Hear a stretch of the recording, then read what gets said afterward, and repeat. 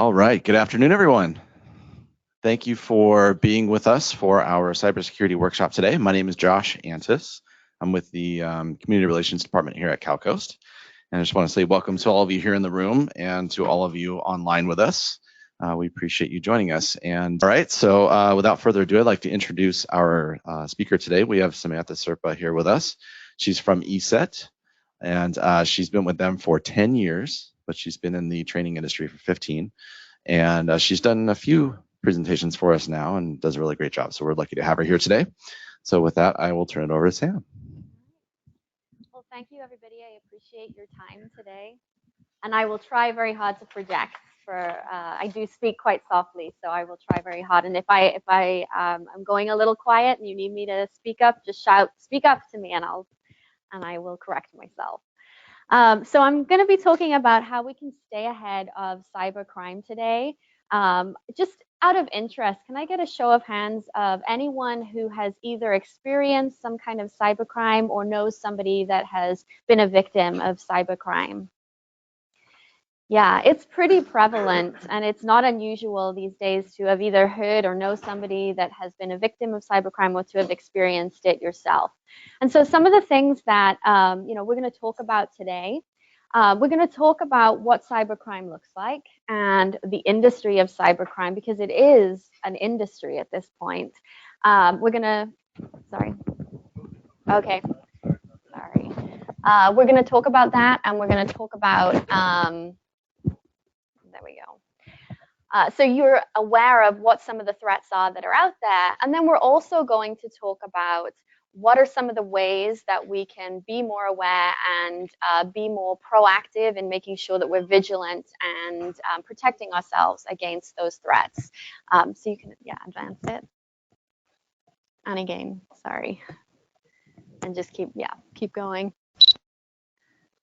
We're going to talk about cybercrime, and then we're going to talk about prevention. So I want to start off by just pointing out that it really is everywhere these days. So these are just some examples of companies that I'm sure many of you are familiar with, where there has been some kind of cybercrime attack, some kind of breach that has happened that has caused user data to get out there and be made available to potential cyber criminals. So like I said, there's a number of companies on here that you've probably done business with in the past. And one recent one that I'm aware of is the Evite data breach that happened pretty recently. And actually, that's one of the ways that some of my credentials actually got leaked. And so we're going to talk about what to do if that ever happens. But I put this up here because I really just want to sort of express that it does happen a lot, and it's happening more and more because more and more people are getting, more and more criminals are getting into cybercrime because it's becoming more and more available. And we're going to talk a little bit about why that is as well. So we want to advance. So some of the reasons that cybercrime is becoming more and more available is because these cyber criminals have kind of cottoned on to this idea that employees at companies like the ones we were just looking at have become easy targets. And there's a few reasons why cyber criminals are targeting employees at companies as opposed to trying to find ways to get through into the systems through using technologies that can thwart antivirus software. So if we just, we can skip on.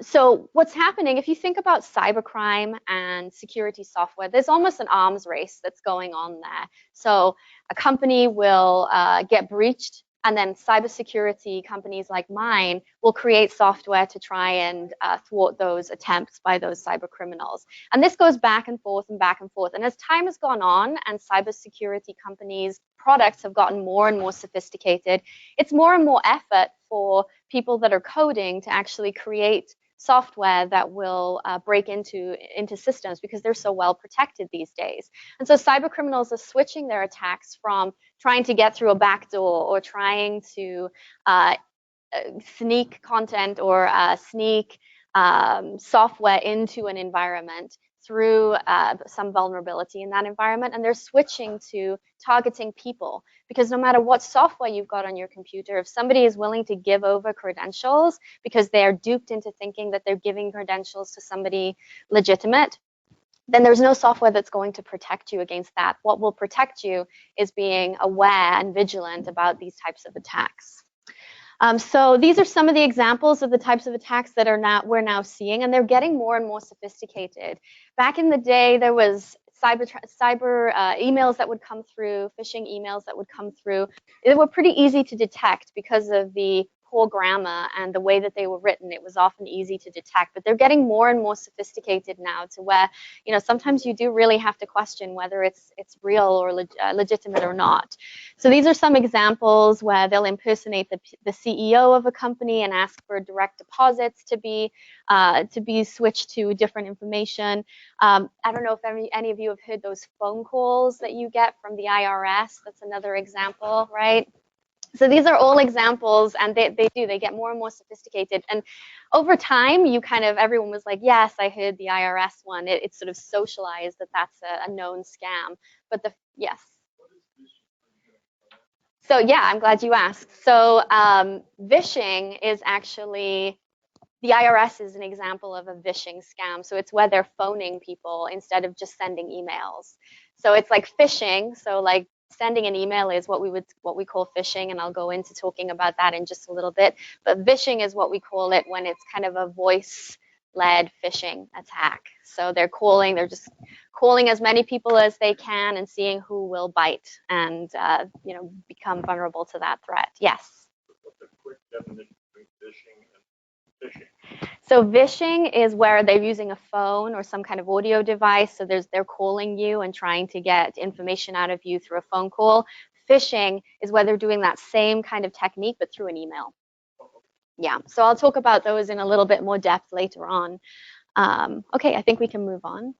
Thanks. So one of the things that we need to think about when we're thinking about cybercrime and why it's becoming such a big industry is, why is it that cyber criminals do this? What's the point? What are they after? We can advance the slide. So what's driving those attacks is data, your data specifically. It's very valuable stuff. And the reason that they target these large companies is because they can get access to a lot of people's data very, very quickly. And they're either going to use that data for their own means to try and steal information from you or steal funds from you, or they're going to use that data to exploit another company and sell that data to somewhere else. So data is the driving factor behind cybercrime. And it's gotten really, really organized. Cybercrime is a very organized industry. So I love Netflix. And I recently started watching a show called Narcos. Have any of you seen that show? It's a show about, it took me a long time to get into it. My husband was nagging me to watch this for a long time. And eventually I said, okay, let's watch Narcos. And I am addicted to this show. It's great. It's about the cartel in Mexico. What's really interesting to me in that show is how similar the structure of the way that the cartel operate is to legitimate businesses. So if you think about an organization, you have your CEOs and your executives at the top, and then you have employers, you have distributors if you're selling products, and then you have consumers. And cybercrime has gotten this way also. So at the top of that pyramid, you have your administrators. So those people that are code writers, they're the product developers. And they're the ones coming up with the ideas of what they're going to create to try and infiltrate a company or steal data from an individual.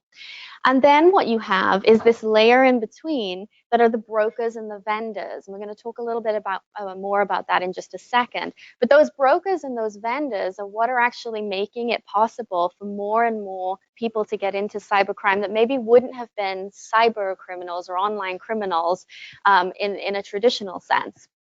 So the administrators sit at the top, we have these vendors, and then we have what we call the consumers or the mules. And the consumers are actually those people that are either that have either purchased cybercrime or the tools that cyber criminals are developing and are using them wittingly, or they're unwittingly using those tools. And what I mean by unwitting is there are companies, or not legitimate companies, but there are companies out there that actually try and bring people like ourselves into the scams and then exploit us as part of that scam as well. So I don't know if you've ever heard of some of these ads. They're sometimes on places like Craigslist and other online sites like that, where they'll say, work from home and get $3,000 a week.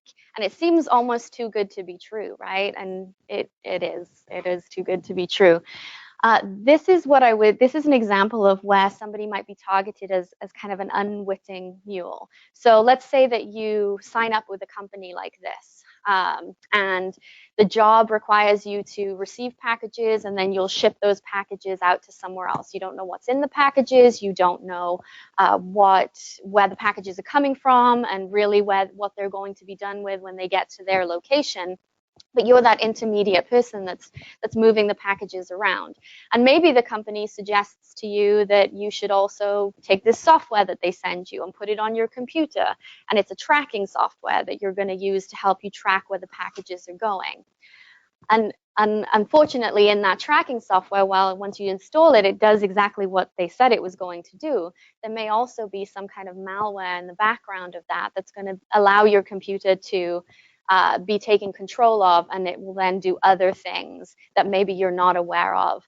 And we'll talk a little bit more about that in just a second. But that's what I mean by unwitting mules, where you might think you're working for a legitimate company, and then it turns out you're actually being brought into a scam that's far bigger than what you would ever imagine.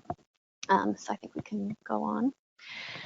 So I mentioned there's that layer in that pyramid of those distributors and those vendors, right?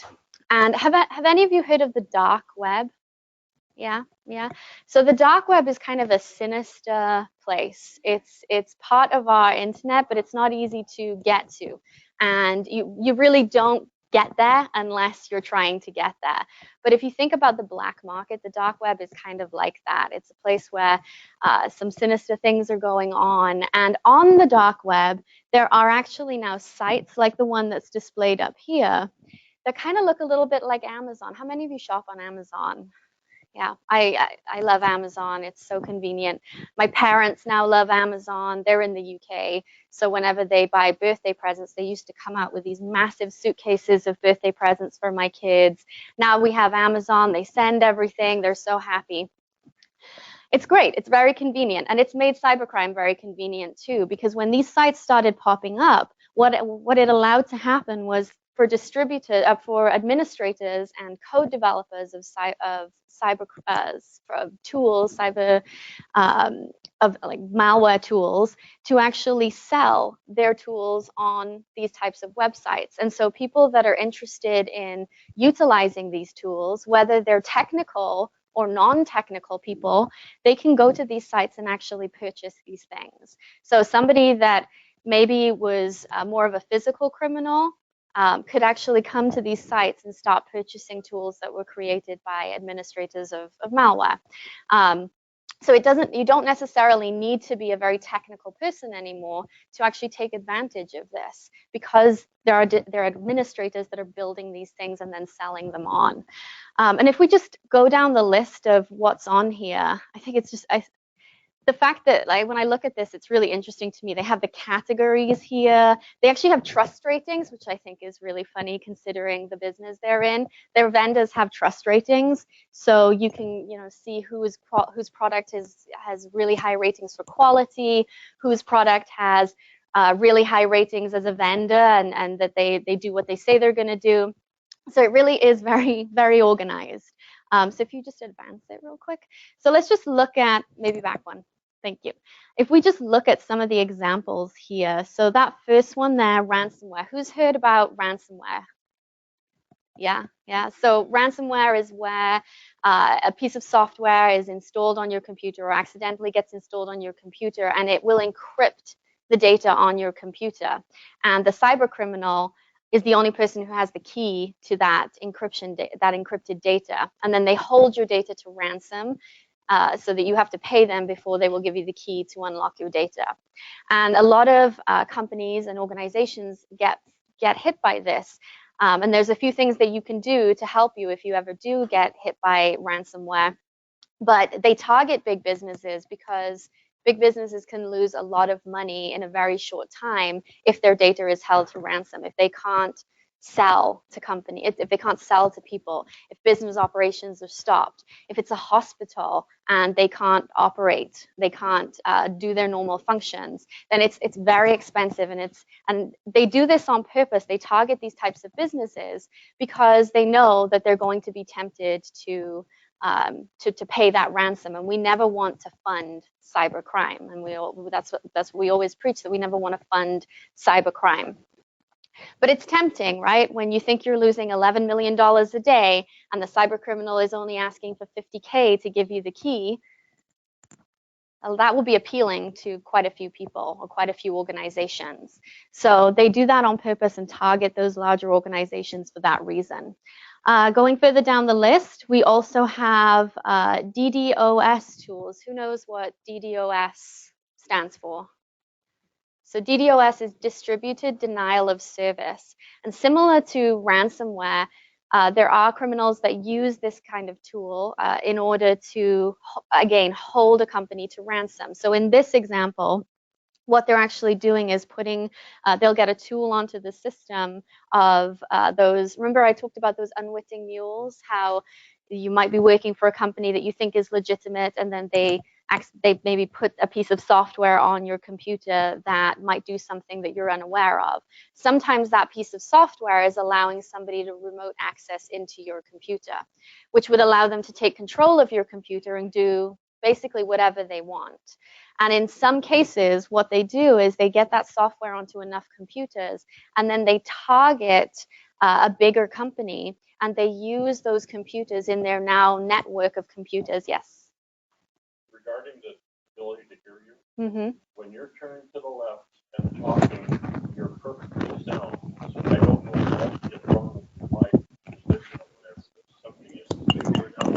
Okay. Yourself, or because I can't over this. There's any here. The other way. Like Yeah. here. Further. Sorry. Thank you. Yeah, that's right. Just angle it up towards yourself. Do you want to do it? I'm like blind.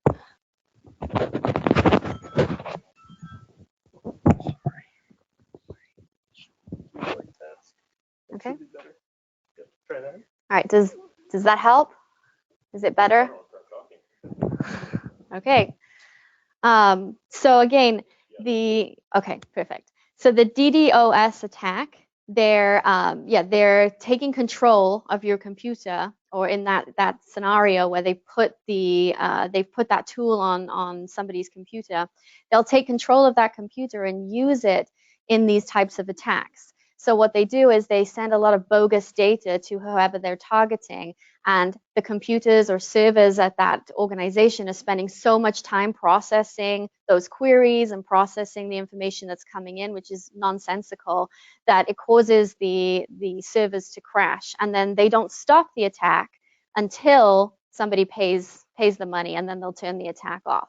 The rub is that even if you pay the ransom, who's to say they're going to turn the attack off or not do it to you again? So that's why we don't fund cybercrime. Continuing to go down the list, we also have RAT tools. This is that remote access tool I was just talking about. So that would be the piece of software they would put onto somebody's computer unwittingly and then take control. We also have keyloggers on there. Does everyone know what a keylogger is? Yep. So a keylogger is where they get a piece of software on your computer that's now recording everything that you're doing. They can see what sites you're going to. They can see on that site what things you're entering in. So if you go to your bank website and then you put in your username and password, they can pretty easily capture that data from you. And then we have crypto miners. So the online currency is something called Bitcoin, and Bitcoin has to be processed and it has to be created. And so sometimes these cyber criminals will put software onto computers that allow them to control that computer and also create a way of processing and creating that Bitcoin on that computer. So essentially they can create and process Bitcoin, and it's happening on your dime because it's your resources. And so this is another type of software that they try and put onto people's computers unwittingly. Okay, if we want to advance.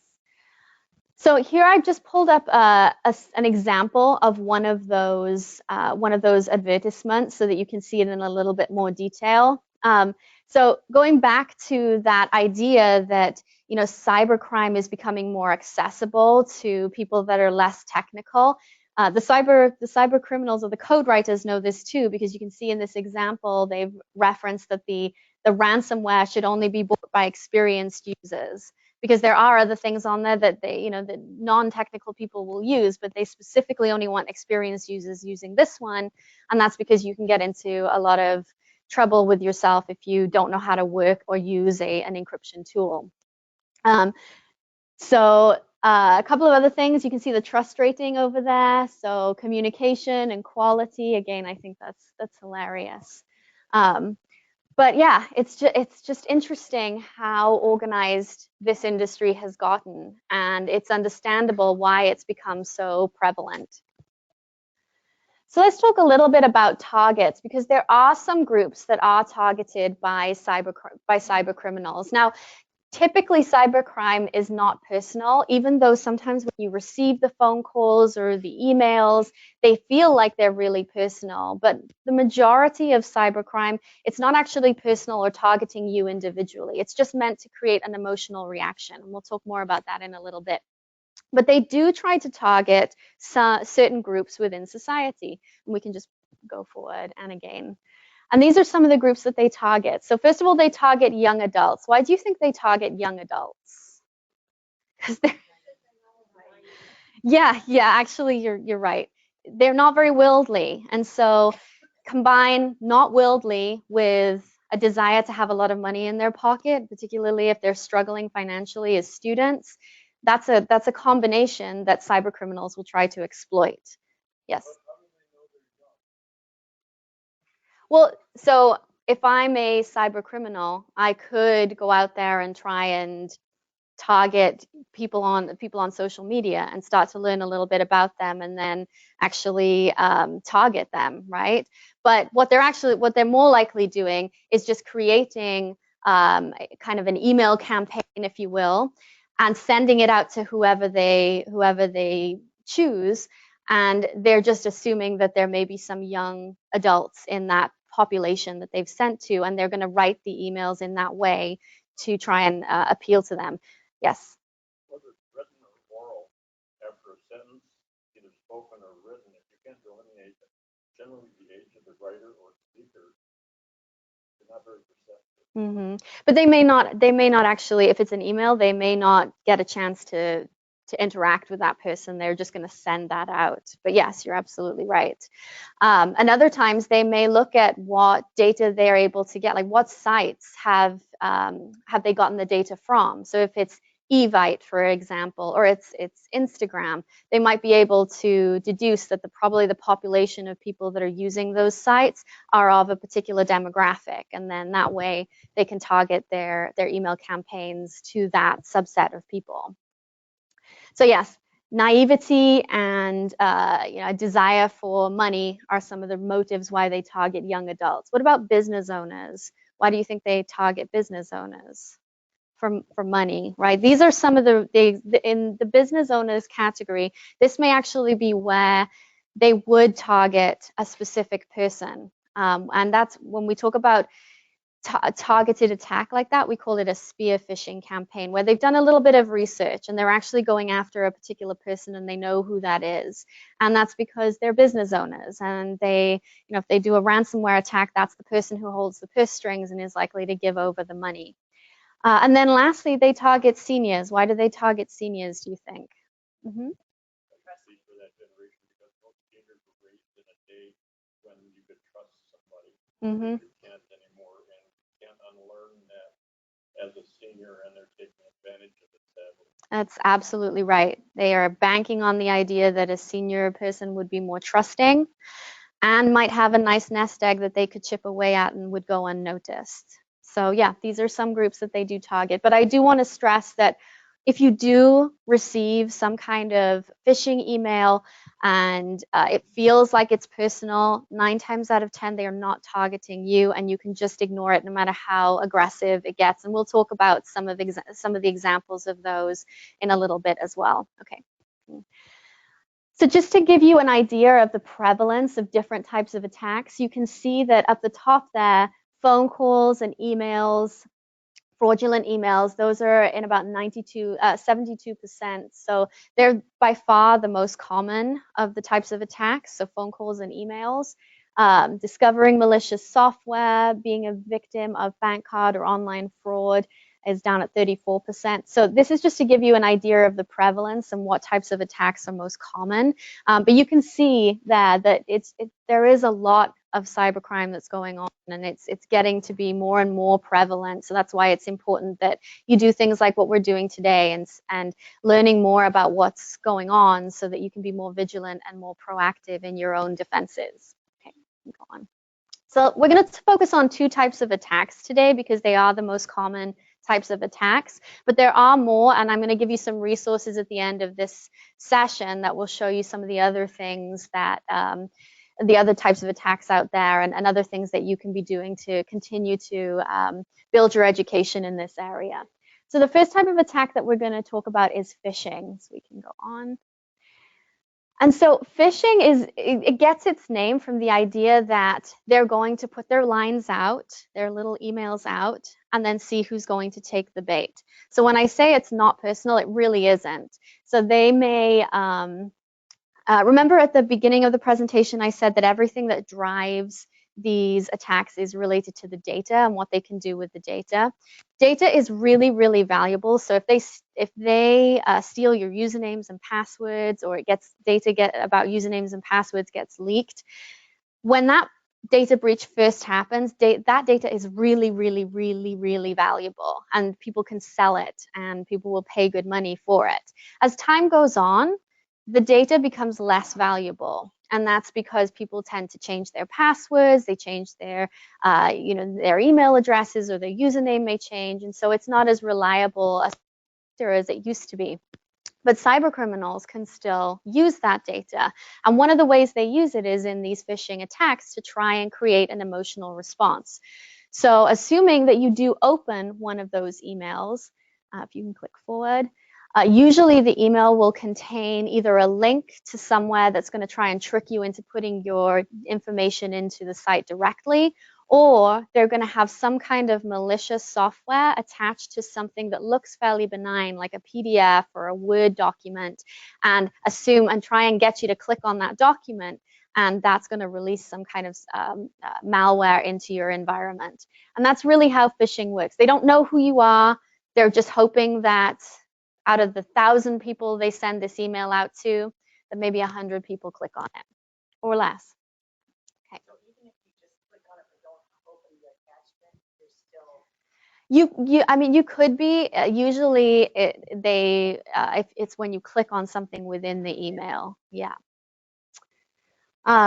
And it can get pretty personal. So I've actually seen these nuisance emails coming into my inbox as well. But in this example, it's a subscription to an adult dating site, and they're kind of banking on that you'll look at this and just be shocked that you're signed up for this kind of content and wouldn't want this coming into your inbox. And without thinking, you're just going to hit unsubscribe, because who wants to have this in your inbox? I mean, maybe some people.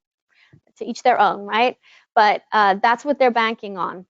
And without thinking, you hit that button and it puts some kind of malicious software on your system. Keep going.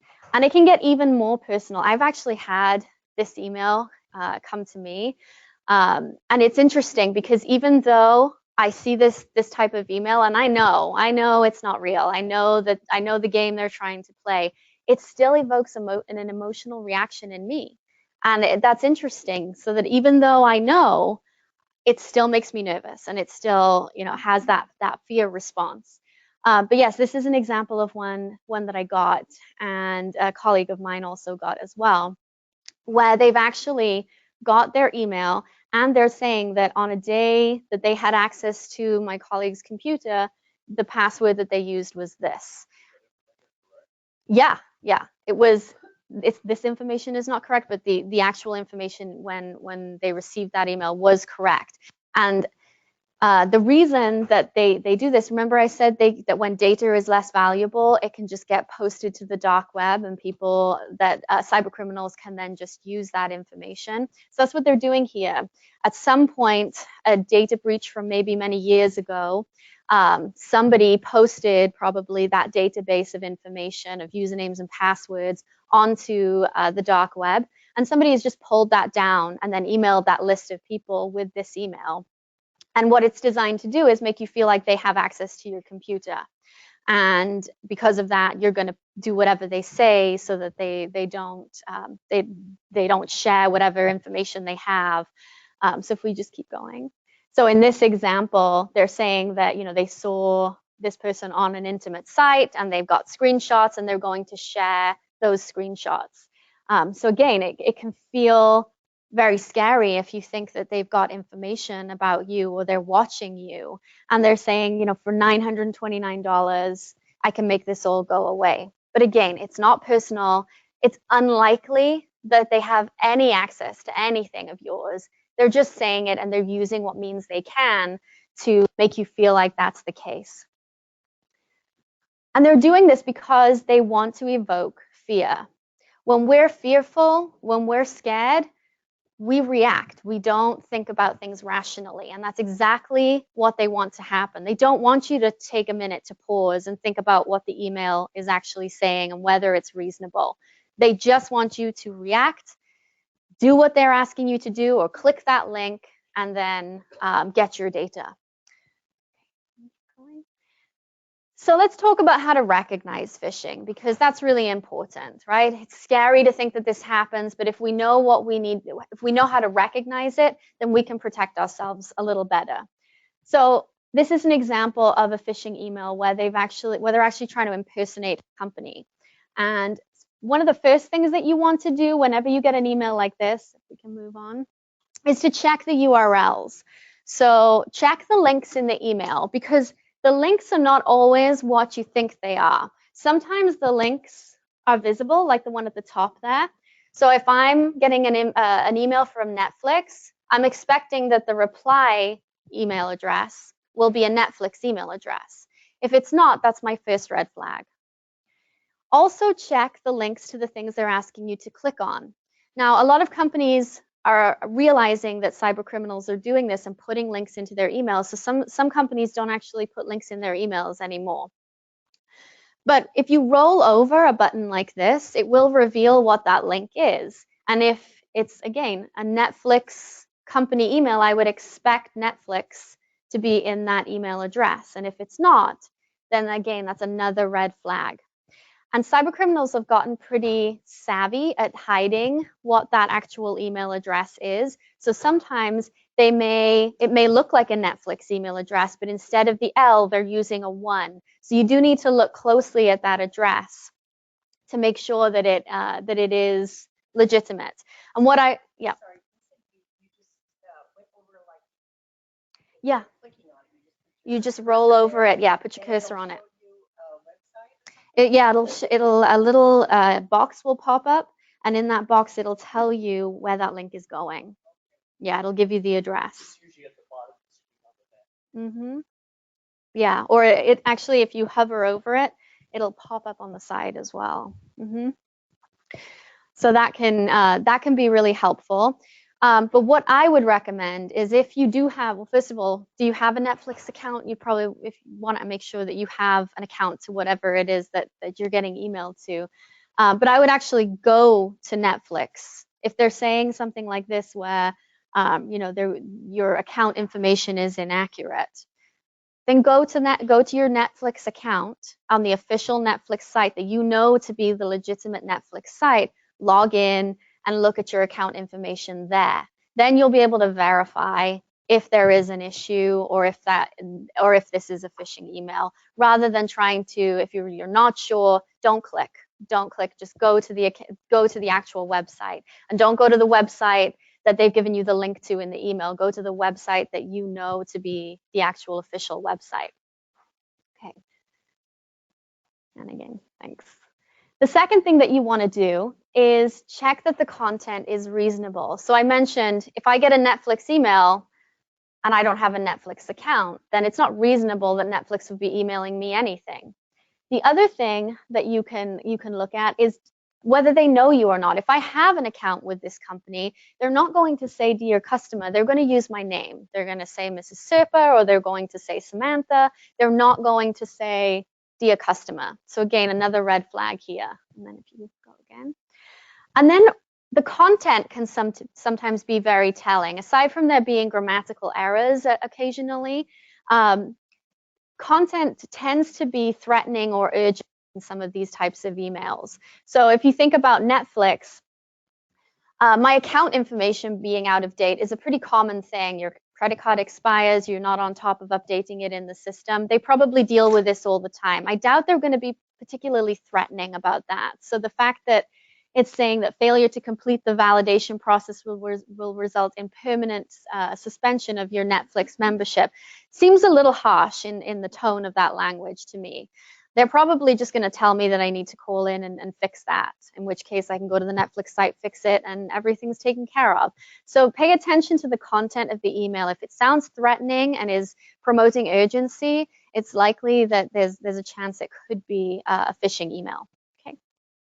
And then if we look at this email that I was talking about earlier, again, content reasonability. If I'm not going to these kinds of sites, if my webcam has a piece of tape over it, it's unlikely that they're seeing anything. So again, take a minute to pause and look at the email and determine whether it is something that you think is legitimate or not. And I actually apply these principles to every email I get these days. So we get emails from at our company from people that we know we do business with, but I will always apply these principles because you never know when it might be not a legitimate email. Yes. Sorry, there was something that stuck in my head when you said don't click on the unsubscribe. I always unsubscribe to things I don't want. So how do you know when it's legitimate and when it's not? So again, if you know that you've signed up for something, but then you want to unsubscribe for it, it makes sense that they would be emailing you based on your subscription. So for example, if I sign up for a newsletter on the We Live security site that our company has, and a few weeks later I decide that I want to unsubscribe and I'm getting the emails. I get so many emails, just all marketing. Yeah, so I would caution clicking the unsubscribe link if it's unsolicited. If you know that you've subscribed to something and you want to unsubscribe, that's more legitimate, but I would just caution unsubscribing in those emails, especially if you don't know if you signed up for anything. You can, yes, you can block. So if you can send things to folders and create rules in your email account, and you can also block those emails as well. Yep. Mark it as junk mail, and then it'll go into that folder, and you won't see it again.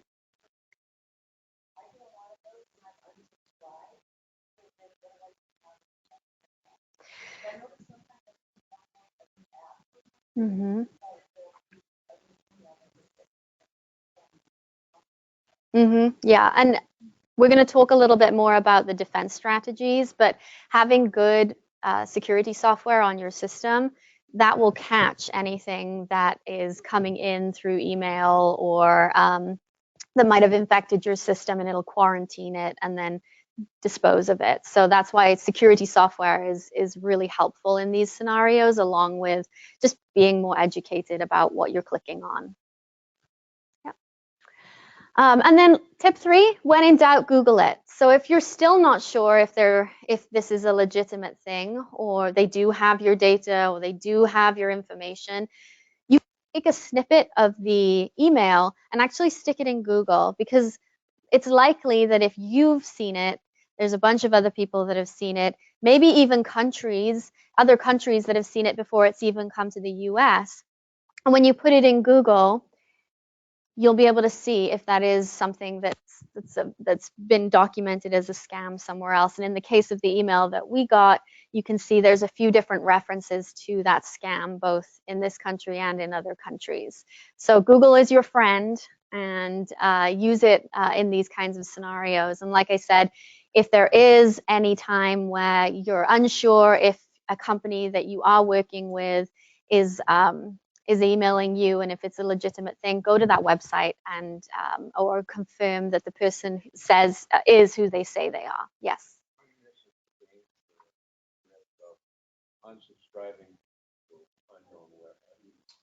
So it's dangerous if it's a criminal that's actually sending that email. So if it's to unsubscribe to something that is from a legitimate site, there's no danger there. It's you unsubscribe, you don't get the nuisance email that you don't want, right? But because cyber criminals use this as a technique to attack, they will create an email that looks like it's coming from a legitimate site, but that unsubscribe button is going to send you somewhere else, or it's going to put something onto your computer that you don't want.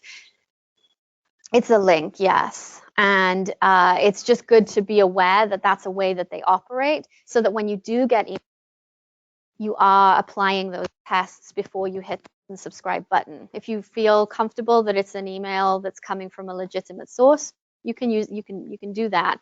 But it's about making sure that you've kind of done the checks and that you're aware that that's an approach that a cyber criminal might take. Mm-hmm.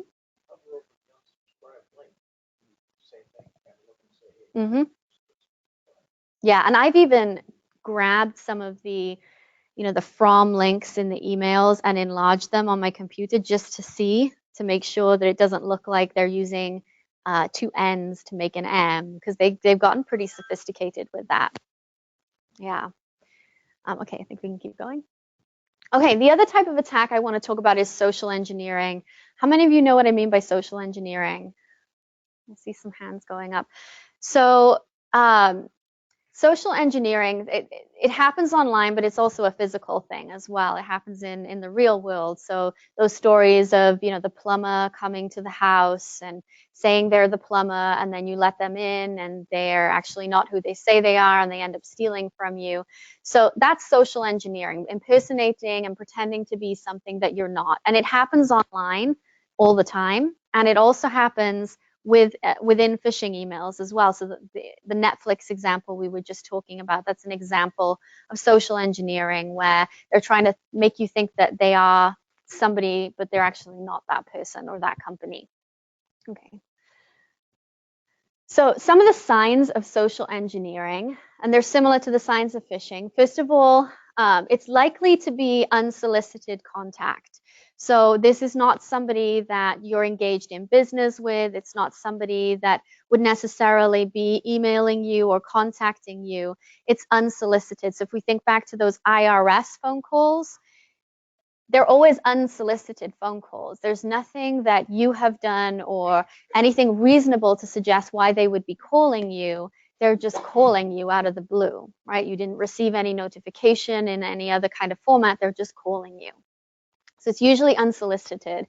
And actually, about a year ago, a coworker and we were doing an event at a hotel downtown where we had one of the rooms at the hotel. We were using it for the event. And we got a phone call to the room, and it was somebody who said they were at the front desk and they were going to remove our reservation for the hotel because we hadn't paid this and that, and we're kind of being really aggressive on the phone that we had to give them our bank details right away and credit card information to pay for this room. And obviously first of all, we were shocked. We were like, what's going on? Why didn't the company sort this out? And then after about a second, we're like, wait a minute, this doesn't make sense. Why would they be calling the room? They know that our company has taken over the hotel to do these things. And it turned out it wasn't the hotel at all. We just hung up, we called the reception back, explained what we'd just heard, and it wasn't the hotel at all. It was somebody impersonating the hotel, trying to go and just call different rooms and see if they could get somebody to give over their bank details. Yes.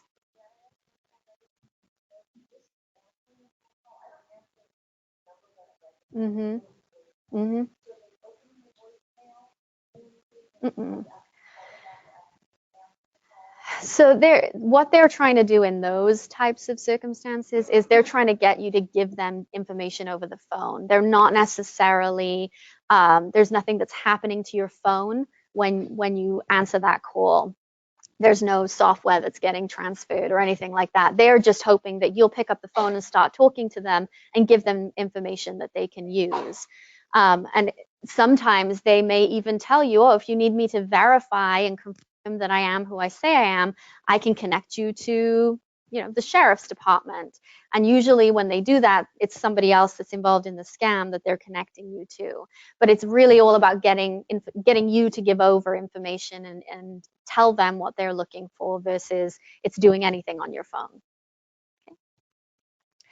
Okay. So like I said, it's unsolicited contact. They don't know you. And then if it's in an email format, again, you can look for these typos and grammar checks and content reasonability like we've already talked about. We just move forward.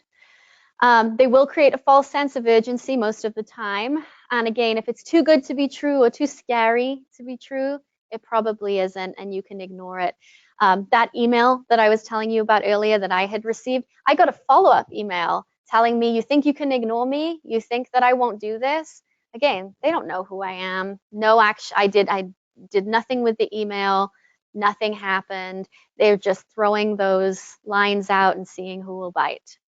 And then lastly, quite often there's an unusual payment method involved, where they're either asking you for Bitcoin or they're sending you to a site that just doesn't seem like it's the legitimate site, that website. Okay, go on.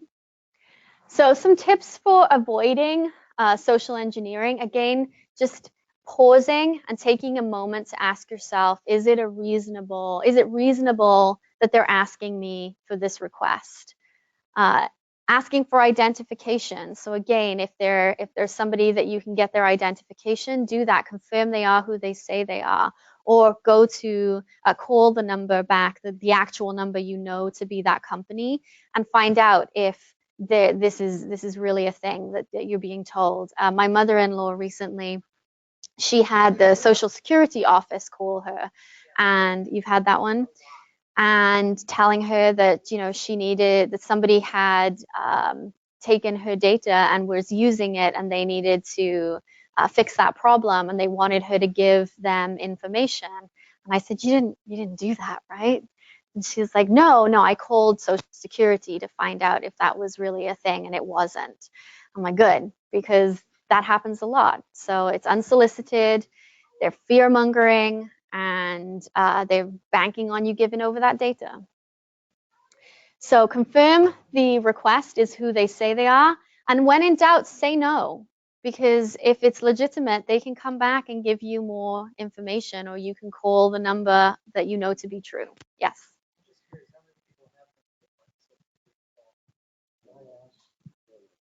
Yeah. And I bet if you Google. Mm-mm. I know. They never call. Mm-hmm. But they keep calling over, and I never Yeah. respond. Yeah. And that's what they do. They become a nuisance. Mm-hmm.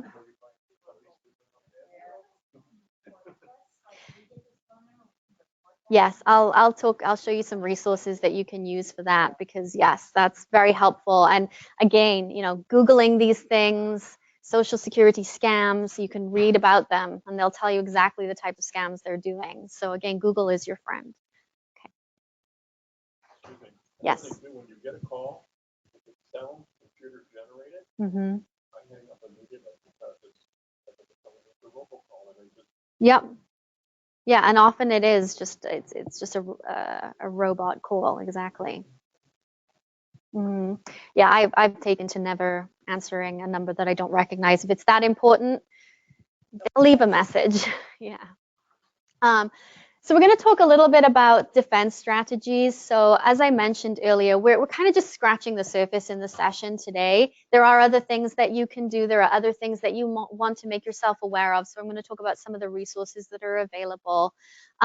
And getting the fundamentals right does not guarantee security. You could still get hit even when you're doing everything right.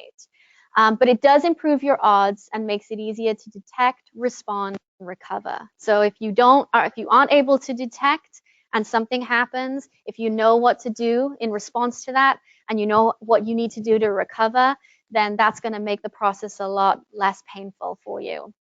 So let's take a look at some of these things. Okay, so updating regularly. This is important because people who write code for software, they make mistakes and they don't mean to, but they do. So what happens when you have a software, it could be like Windows, right? Your computer operating system, and you have an update that comes out. What they've done is they've recognized a vulnerability in their code or something that's not quite right in their code, and it's creating a hole that cyber criminals could potentially take advantage of. And just the same way that when I was a kid and I would fall over and rip my jeans, my mom would put a little patch on my jeans. They were really fashionable when I was a kid, so I would sometimes like snip my jeans and have her put more patches on there. I digress, I'm sorry. But just like the patch that she would put on my jeans to repair it, software developers will patch their code. And the update contains the newly patched code. And when they put that update out there, they're publicizing the fact that there was a vulnerability in their code prior to that update.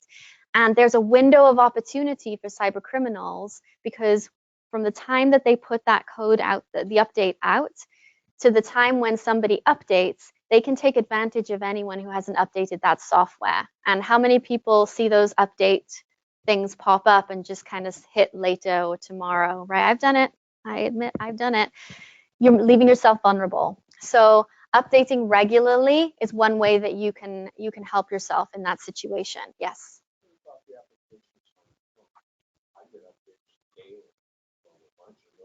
Mm-hmm.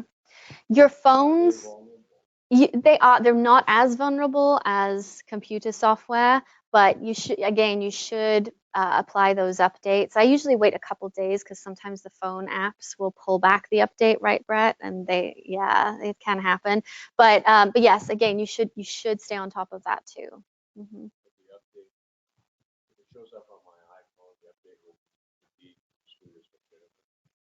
Yeah. If it's an application that you've put on your phone that is a legitimate application, yes, the update is coming through that app. Yes. Does the iCloud have much to do with this as anything? As much to do with it? What do you mean? Is the iCloud just Apple? Yes. Yeah. So the cloud, whenever we talk about cloud, what we're really talking about, if you have, like, for example, backing up your data, right, is another option up there. And one of the options to back up your data is to back it up to the cloud. And what we mean by the cloud is just a company that has their own server and we're putting our data on their server. And somebody like Apple has iCloud, and so you can back your data up to iCloud. And so if your computer gets infected or something happens to data gets corrupted on your computer, you have a version of that information somewhere else. And yes, you. One big reason I came here with this iPad, which like thought I had lost it the other day. Mm-hmm. So I ran over to the Apple store machine, Mm-hmm. and I typed in my ID, and they found that this one was someplace that wasn't registering, but I had another one owned by Daniela Valdez in New York City. Mm. And well, I'm going to go back this afternoon now that I found the damage. I mean, but I'm going to ask them, why is Daniela Valdez on my cloud? Mm-hmm. You know, I mean. Yeah. So that's important because if you're backing things up, you are relying on that company's security policies, right? So if they have a data breach, you need to be aware that your data is now exposed and you want to change your passwords and change your information on those sites. Yes. Well, if the company doesn't have their own servers and their own on-site hard drive backup, you're at the mercy of the cloud. Yeah. And yes. Anytime you're transferring it over to the internet, that just gives them, what you say, another opportunity if they don't have it encrypted to break into that stream. So yeah, it's very important that companies are aware of what security policies they need to have in place. And most larger companies are becoming more and more aware of what they need to do. Like Apple is a good example of a company that will try and stay on top of that. Yep. Yeah. Yeah. And but you know, there are, so backing up your data, another way you can back up your data, by the way, is to have an external hard drive. So it's not just in the cloud, it's not just on your system, but it's also, I have an external hard drive that I've plugged into my computer and copied all my data over there. So if I got hit by a ransomware attack, I can just reformat my computer and put that data back on my computer. So having multiple backups is also good. Keeping your security software up to date, just like update regularly applications, update regularly your security software, and use a reputable security software company. There's a lot of free products out there which do the minimum, but security companies, that's their business, right? So having a good, reliable security software on your computer is also important. And you might want to use multiple different vendors for securing different parts of your network. And then being vigilant and doing things like we're doing today, getting some training and building your awareness so that you can be more savvy when you get those emails, because they will create that emotional reaction even if you know that they're not real, right? And then know your resources. So some examples of resources that I want to bring to your awareness. So there are a ton of resources online that will continue to help you in your education around cybersecurity. We have cyber training that our company puts on. It's a free online training resource. It's a little game you can play that will teach you about different things that you need to be aware of for cybersecurity purposes. There's the Federal Trade Commission. So if you're working with a company that's not conducting ethical practices, you can report them at that site to the Federal Trade Commission. There's an Identity Theft Resource Center, and this is somewhere you can go and find out if you do get hit by identity theft, what can you do to better protect yourself, or what you can do to recover from that identity theft. Then we have the Internet Crime Complaint Center. So this is where you can actually submit a complaint about something that you've experienced, and that will just help get awareness out about that type of attack. And then Stay Safe Online is another resource that has lots and lots of information about what you can do, and documents you can download from there about what you can do to be safer online and to be more aware of the risks that are out there. Okay, and I think we go over one more. Oh yeah, so here's an example of the training that we have. Like I said, it's just a fun game that you can play, and it'll teach you about cybersecurity awareness. And keep going. And then we also have this site called We Live Security. I actually subscribe to a weekly newsletter to this because it keeps me updated on things that are going on in the industry, what types of data breaches are out there, and also what I can do to be more aware myself, what I can do to be more aware about what I should be thinking about for my children. There's lots of really good information on this site as well. And you can sign up for the newsletter there. And then this, yes, you can go on. And this is another really good site. So I've Been Pwned is a site where you can go and enter your email address and see if it's been used, or if it's been leaked in some kind of data breach. They'll tell you what data breaches have happened.